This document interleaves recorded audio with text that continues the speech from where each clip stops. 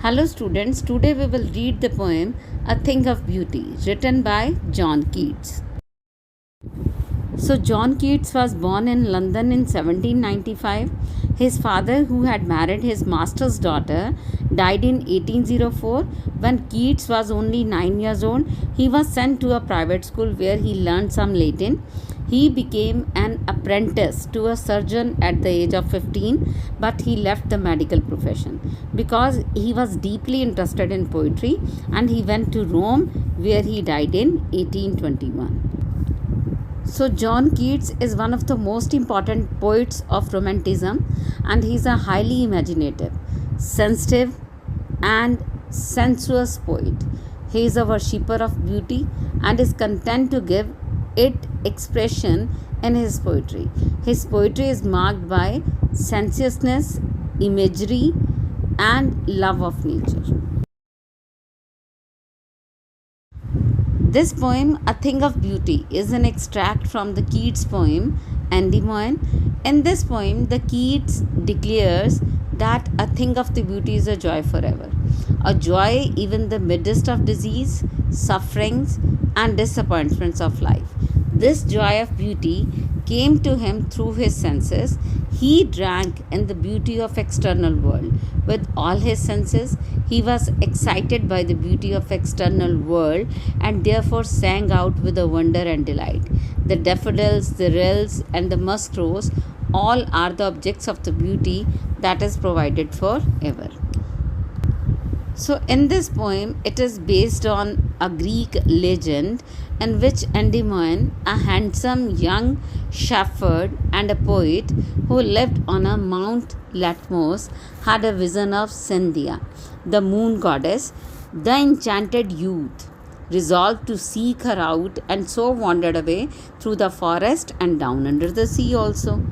So basically ये poem जो है वो एक ग्रीक लेजेंड है एंड जिसमें कि एक एंडीमोइन एक हैंडसम यंग शेफर्ड बॉय के बारे में बताती है, जिसमें कि वो पोइट और शेफर्ड ये both of them they were living at mount Latmus, और वहाँ पर ये देखते हैं कि there is a moon goddess and it that is Cynthia is there, and then after that कि ये यूथ जो है both of them they were totally attracted toward this goddess, and then after that कि कैसे वो जो है वो जंगलों में घूमते हैं, then after that they move down under the sea, मतलब हर एक नेचर को वो रिप्रेजेंट करते हैं. So now let's read the first stanza of a thing of beauty is a joy for ever.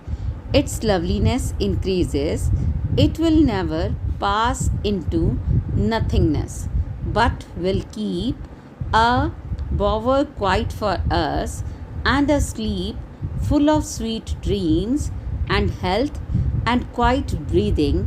Therefore, on every morrow are we wreathing a flowery band to bind us to the earth.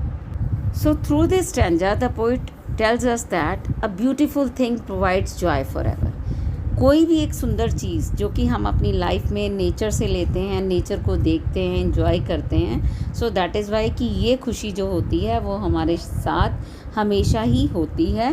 Its beauty increases and it never passes into nothingness, and इसकी सुंदरता जो है वो दिन प्रतिदिन जो है वो बहुत इंक्रीज़ होती है.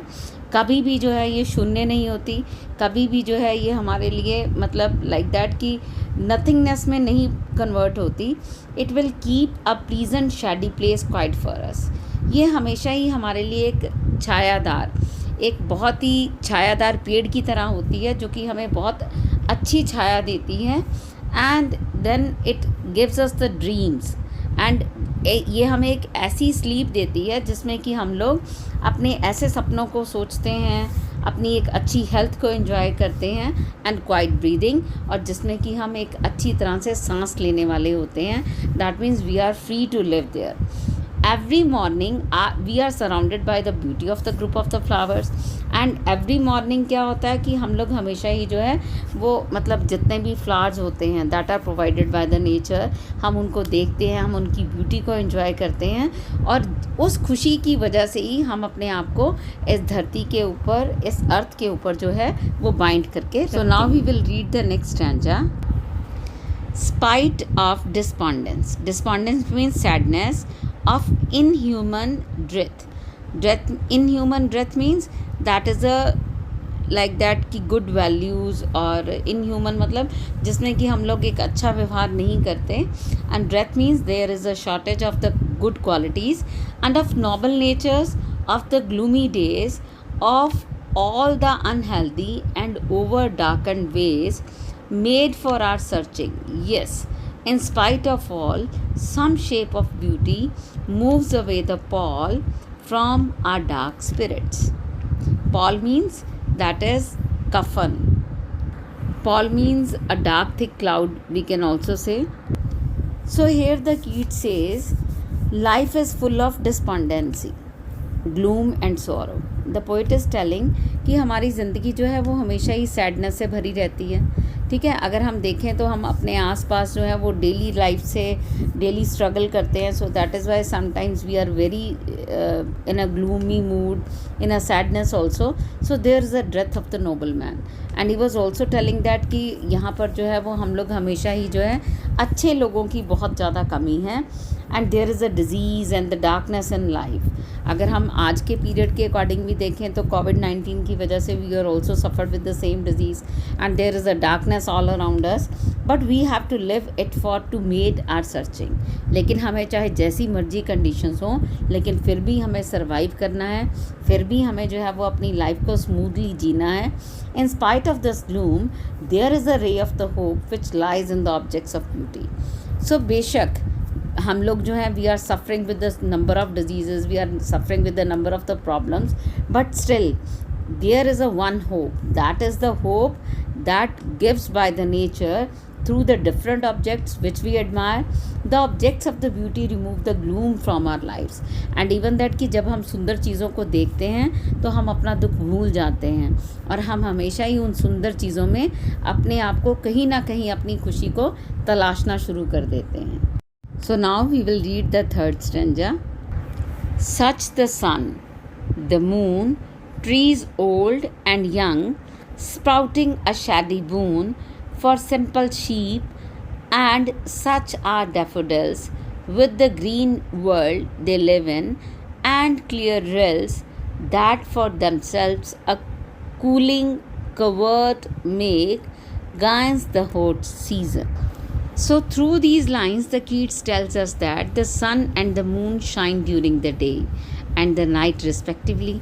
The old and the young trees provide the shade to the simple sheep. और हम देखते हैं कि सन और मून वो डेली आते हैं, they gives us the light, they gives us the coolness also. And in the same manner जो ओल्ड और यंग ट्रीज़ हैं वो भी हमें शेड देते हैं, इवन के शीप्स को भी देते हैं, शीप को भी देते हैं. And daffodils spread beauty. And आपको पता है कीट्स की poem that is a daffodils is there, तो वो बोलता है कि जो डैफोडिल्स फ्लावर्स आर देयर कि वो भी हमें हमेशा ही जो है वो ब्यूटी देते हैं and charm in the green parks. So that is why कि they create a charm for the visitors. उन ग्रीन पार्क्स में the visitors got attract towards them. And small streams of the clear water and even that की small rills that is clean water streams जो हैं वो भी thick bushes में से निकलती हैं. And the trees and bring a cooling effect in the hot season. और इतनी गर्मी में भी these are the rills that gives us the cooling effect. फिर भी वो हमें जो है वो नेचर किसी ना किसी तरह से सूद करती है, वो किसी ना किसी तरह से हमें जो है वो कंफर्ट देने की कोशिश करती है. Now let's read the last stanza. The mid-forest brake, rich with the sprinkling of fair musk rose blooms, and such too is a grandeur of the dooms we have imagined for the mighty dead. All lovely tales that we have heard and read, an endless fountain of immortal brink, pouring unto us from the heaven's brink. So here the poet tells us that grandeur means that is splendor, जैसे कि चमक, and brink means extreme edge, then brake means a thick mass of bushes. So the mid-forest brake is rich with the sprinkling of fair musk rose blooms. So here the poet is telling, अगर हम mid forest में जाते हैं then we are able to see that कि वहाँ पर कुछ हमें फेयर मस्क रोज भी हमें नज़र आते हैं, and there we are able to see the grandeurs of the death of the mighty person, कि हमें जो शक्तिशाली लोग जो हैं जो मर चुके हैं उनकी भी जो है वो चमक दिखाई देती है. Heaven provides an endless fountain of the immortal drink, और आसमान से जो हमें स्वर्ग से जो है वो एक अमृत दैट इज़ इमॉर्टल ड्रिंक जो है वो हमें मिलता रहता है. Beautiful objects of the nature and plenty of the earth, और वही हमारे लिए जो है वो बेसिकली एक सोर्स ऑफ हैप्पीनेस है, एक सोर्स ऑफ जॉय है. So I hope that you are able to understand this poem. Now we will talk about the rhyme scheme of this poem. As you know that the poet has used the punctuation mark in a second line. That means the poet is completing its line into the next line. So that is why this poem is having the rhythmic effect according to the end of the word